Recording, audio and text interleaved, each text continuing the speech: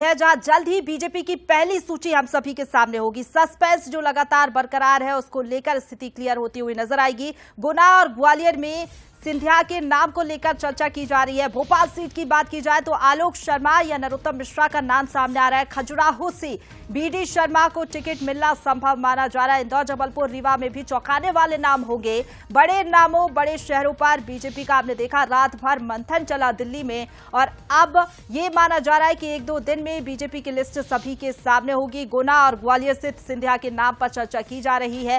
पहले भी लोकसभा का चुनाव लड़ चुके हैं सिंधिया। इसके साथ ही छिंदवाड़ा और विदिशा से शिवराज सिंह चौहान के नामों की चर्चा हो रही है। तो ये बड़े नाम जो कि सामने आ रहे हैं। बड़े शहरों की भी अगर बात की जाए तो यहां पर कई बड़े बदलाव बीजेपी इस बार कर सकती है। हमने देखा देर रात तक मंथन चला, बैठक हुई सीईसी की और लगभग नाम तय हो चुके हैं। 1-2 दिन में सभी के सामने सूची होगी।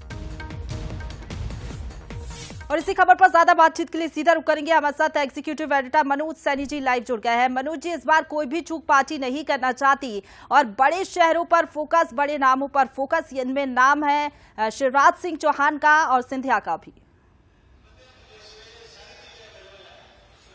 बिल्कुल, देखिए बड़े नामों पर तो चर्चा हुई है और फाइनल भी है लगभग। ग्वालियर से ज्योतिरादित्य सिंधिया चुनाव लड़ सकते हैं। हालांकि उनकी चर्चा गुना शिवपुरी को लेकर भी हुई है। गुना शिवपुरी में केपी यादव जो पहले सांसद थे वही दिखाई दे सकते हैं। और दूसरी तरफ हम बात करें तो पूर्व मुख्यमंत्री शिवराज सिंह चौहान विदिशा से चुनाव मैदान में हो सकते हैं। चर्चा उनकी छिंदवाड़ा का भी है, लेकिन अंतिम दौर में ऐसा लग रहा है कि अब ये उम्मीदें कम है। छिंदवाड़ा से कोई नया चेहरा दिखाई दे सकता है, स्थानीय स्तर पर चेहरा दिखाई दे सकता है।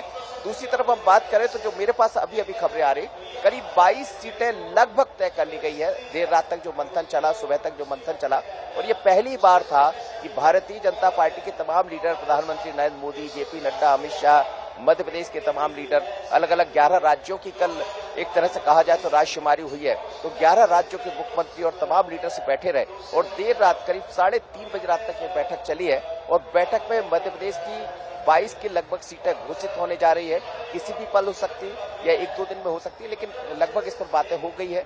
3 दिन बाद पुनः एक बार फिर चर्चा होगी, जिसमें मध्य प्रदेश के तमाम सारे लीडर वहां पहुंचेंगे जो 6 सीटें बची है उनको लेकर। लेकिन खबरें ये भी है कि कुछ मालवा की 1-2 सीटें हैं जिनको लेकर पैच फंसा है, खासकर आदिवासी अंचल की वो सीटें हैं, तो उनको लेकर चीजें टल रही है। लेकिन ये मानकर चलिएगा कि मंथन पूरा हो गया है और ग्वालियर से ज्योतिरादित्य सिंधिया दिखाई दे सकते हैं, विदिशा से शिवराज सिंह चौहान हो सकते हैं, और करीब 1 दर्जन सीटों पर नए चेहरे दिखाई देंगे, जिसमें 6 महिलाएं होंगी। बिल्कुल 22 सीटों पर बिल्कुल स्थिति क्लियर नजर आ रही है। जो सीटें बची हुई हैं उनको लेकर भी लगातार मंथन आगे किया जा सकता है और फिर चेहरे तय किए जा सकते हैं। फिलहाल बहुत शुक्रिया आपका हमारे साथ जुड़ने के लिए मनोज जी, और अपडेट हम तक पहुंचाने के लिए आगे बढ़ेंगे।